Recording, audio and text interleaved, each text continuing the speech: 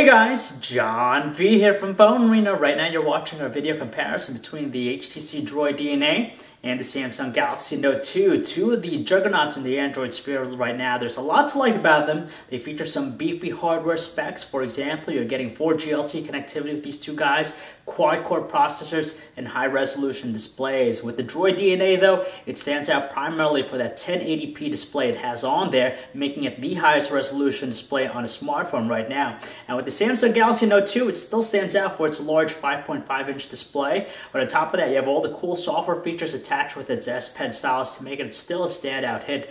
But ultimately, we're going to find out which one's going to reign supreme. Hardly a shocker to us, folks. The Samsung Galaxy Note 2 is by far the more beefy handset. It's just really large in terms of size, very wide in the hand, very cumbersome, so it requires two-handed operation more times than none. Whereas with the DROID DNA, it's still a pretty large handset, but a lot more comfortable just because it's not as wide. Now, their build qualities are very similar, pretty sturdy, plastic bodies, both very streamlined with their profiles, but we prefer the overall styling of the DROID DNA. It has a very minimalistic appearance that's very nice. Soft touch coating, which gives it a very clean appearance, and it's complemented by the red accents throughout its body. From an initial glance, most people are probably going to be attracted to the Note 2's display just because of its sheer size. That's what makes it so very fascinating. So on here we have a 5.5-inch HD Super AMOLED display on there with a resolution of 720 by 1280 pixels, which results in a pixel density of 265 pixels per inch. In contrast, we know that the DROID DNA has the highest resolution display on a smartphone. It's a 5-inch 1920 by 1080 resolution Super LCD 3 display on there, so its pixel density is at an immense 441 pixels per inch.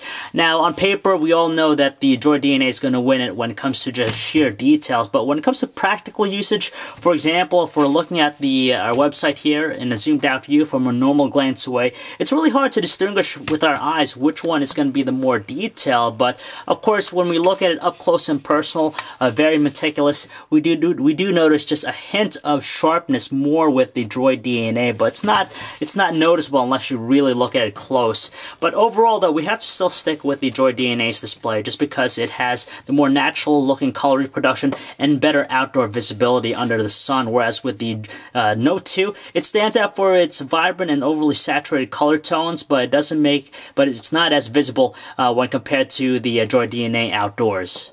So the Note 2 employs a combination of using capacitive Android buttons and a physical home button, so it's less prone to accidental presses, whereas with the DROID DNA, it uses a trio of Android capacitive buttons. They're kind of placed close to the bottom edge here, so it's still kind of prone to accidental presses.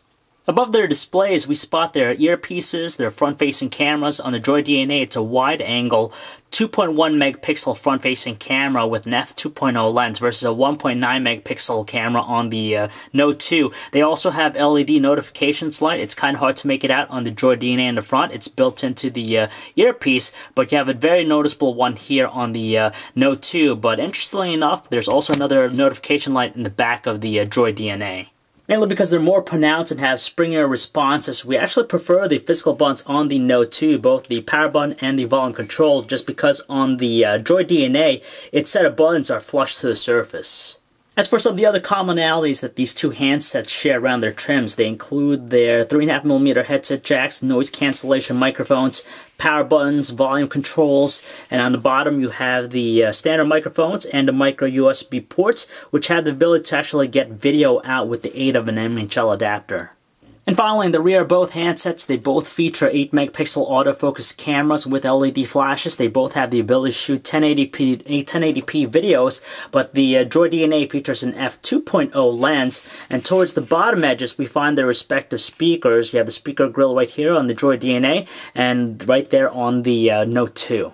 However, it's also worth pointing out some of the advantages seen with the Note 2. You have the S Pen here, which is a great tool. It just offers some additional functionality that we don't see on any other smartphones. Very useful too. There's a lot of stuff that you could do in addition to just writing down notes or even jotting things down. You could use the Air View functionality to mimic a mouse cursor hovering over the display, and there's just a lot of neat stuff that the S Pen has to offer that, again, the DROID DNA does not. And you can tell the DROID DNA has a closed design. There's no way to increase its memory capacity or access to its battery, so it's stuck with the 16 gigabytes of internal storage it has out of the box.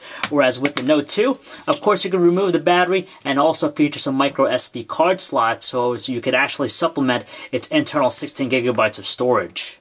Needless to say, it's wonderful to know that these two handsets are running Android 4.1 Jelly Bean on top of their customized Android experiences. So we'll give it to the Droid DNA for having the spiffier looking widgets with its Sense 4 Plus experience here. Just a lot better looking than what's available on the Samsung TouchWiz Nature UX experience on the Note 2, but it's just a wealth of functionality that's available with the Note 2 that really makes it the more extensive offering, especially when you consider the fact that you have the specific functions of the S Pen. So for example, the reason why I like the TouchWiz Nature UX experience a little bit more is because in the notifications panel you have access to some connectivity features directly from there, and of course with the S Pen you have some neat features that are in play. For example, when you go to your email, you could actually preview your email without having to go into them just by hovering the pen right there, so that's pretty great. On top of that, you have other useful features. For example, if you go to the gallery, if you're watching videos, you could actually use the pop-up play feature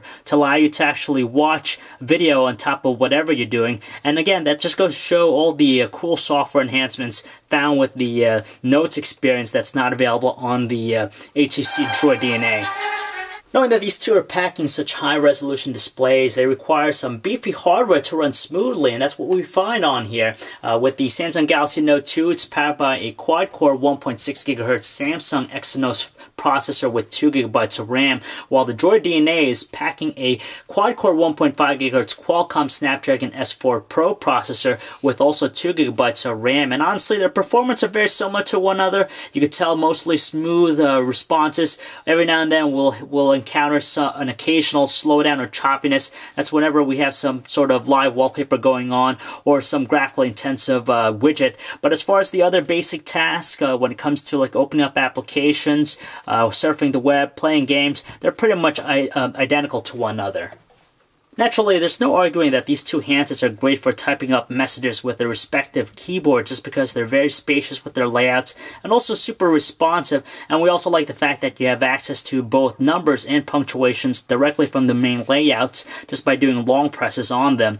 But with the Samsung Galaxy Note 2, we have just additional features that, you know, give us different alternatives. For example, you have that swipe-like method as an alternate way of inputting text. And on top of that, you could also use the handwriting recognition with the S Pen stylus.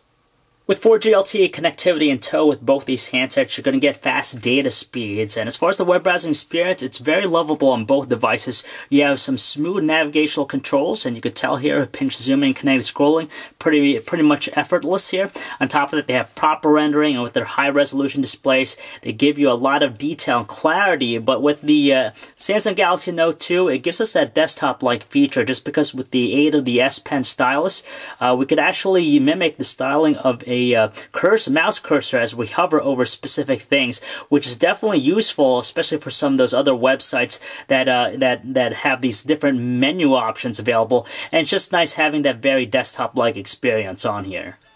There's not one particular music player that we're more attracted to over the other, just because they're pretty much conventional looking with their presentations. But as far as the audio quality is concerned, the Droid DNA has a slight advantage just because it has a built-in amplifier with its speaker, which produces some strong tones that have no distortion whatsoever. Whereas on the Note 2, it does exhibit some strain at the lattice volume setting. And it's also worth noting that the Droid DNA features Beats audio support with the headphone jack.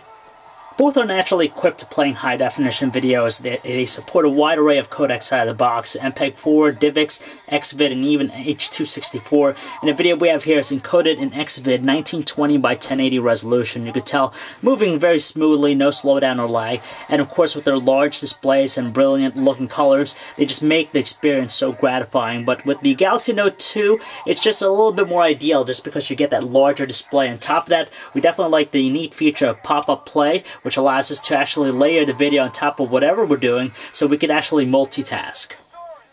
Honestly, it's very difficult to say which device takes the better photos with their 8-megapixel camera. So we checked out the images on a computer, and we had to give the slight advantage to the Samsung Galaxy Note 2 just because as a whole, it just produces these sharper, more crisp-looking visuals with details in different lighting conditions, of course. Now, it's not to say that the Droid DNA is bad. It actually works slightly better in low lighting conditions.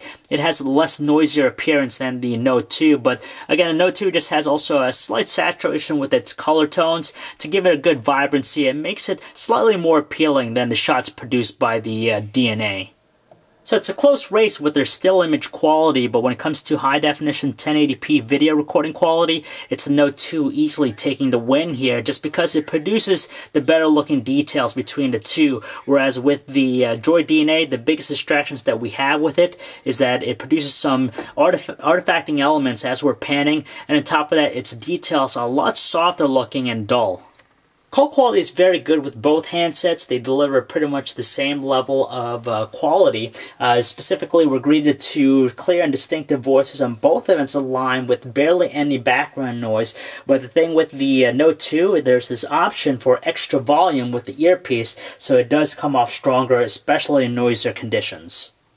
With battery life, though, it's a surefire win for the Galaxy Note 2 just because it's packing a higher capacity 3100 mAh battery versus the 2020 mAh battery in the Droid DNA. In fact, with the Droid DNA in a full charge, we can get up to 10 hours of normal usage through LTE connectivity, whereas with the Note 2 on HSPA+, we could get easily close to 2 days, and with LTE, just a little bit close to the 1-day mark.